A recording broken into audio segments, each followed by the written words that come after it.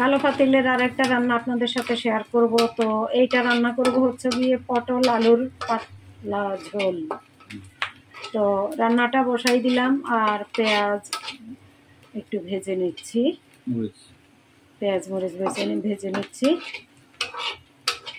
তো বন্ধুরা, আজকে আমার হাজব্যান্ড রান্না করতেছে আর এখানে কিন্তু জিরা গুঁড়া দিয়ে দিয়েছে। এটা জিরা গুঁড়া ছাড়া অন্য কোনো কিছুই দেওয়া যাবে না, এখানে একটু আস্তে আওয়াজ করো।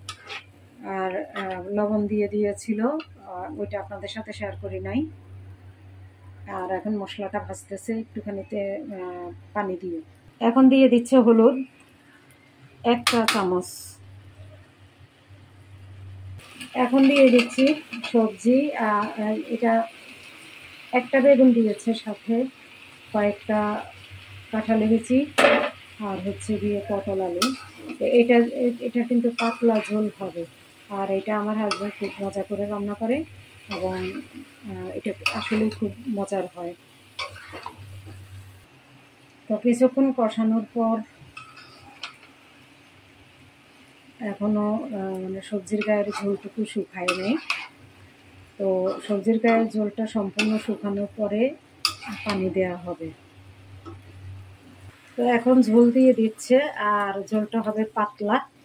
আর রান্নাটা কিন্তু মাছ রান্না আগেই হয়ে গেছে। তো মাছ রান্নার সেটা হচ্ছে আমি যেভাবে মাছ কষিয়ে রান্না করি ঠিক ওইভাবে মাছটাকে আগে কষিয়ে নেবেন। কষিয়ে নেওয়ার পরে মাছটা তুলে রাখবেন। আর মেনলি ও যে কাজটা করেছে, আলাদা একটা পাতিলে মাছ রান্না করেছে আর আলাদা পাতিলে কিন্তু সবজিটা কষাচ্ছে। তো মাছ ঢেলে দিবে সবজিটা সিদ্ধ হওয়ার পরে। তরকারিটা দেখেন রান্না প্রায় হয়ে গেছে। তো আমার এটা কিন্তু উত্তরবঙ্গের রান্না। ওদের এইদিকে মানে আমার শ্বশুরবাড়ি উত্তরবঙ্গে।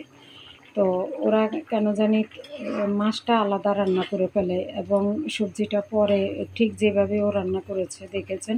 আমি সম্পূর্ণটা আপনাদের সাথে শেয়ার করেছি। শুধু মাছ রান্নাটা আমি দেখাইনি, কারণ মাছ রান্নার অনেক রেসিপি আমার ইউটিউব চ্যানেলে আছে এবং আমার পেজেও আছে।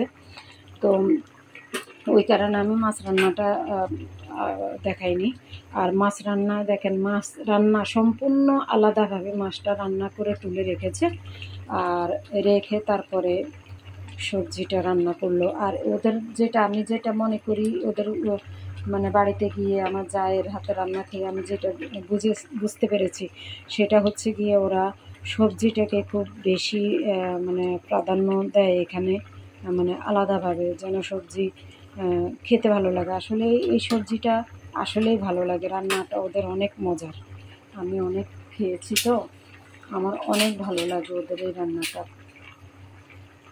তো আমি মাছ দিয়ে দিলাম আর এই যে দেখতে পাচ্ছেন আমি সবগুলা মাছ দিয়ে দিলাম। এখানে অনলি 1 পিস মাছ রেখেছি আমার ছেলের জন্য, কারণ আমার ছেলে সবজি দিয়ে মাছ খাবে না, যার জন্য ওখানে 1 পিস রেখে দিয়ে বাকি মাছগুলো সম্পূর্ণ আমি তরকারিতে দিয়ে দিয়েছি। আর তরকারিটা হয়ে গিয়েছে। এখন তরকারিটার লবণ আমার হাজব্যান্ডই দেখবে, আমি দেখব না, কারণ আমি এখানে লবণ দেখতে গেলে একটু কম হইলে বলবে যে আমার লবণ দেখা হয়নি, এই জন্য আমি দেখব না, ওটাও ওই দেখবে। তো এসে গেছে তরকারির ঝোল দেখার জন্য। তো তরকারির লবণ দেখে বলতেছে যে সবই ঠিক আছে, আসলেই ঠিক আছে।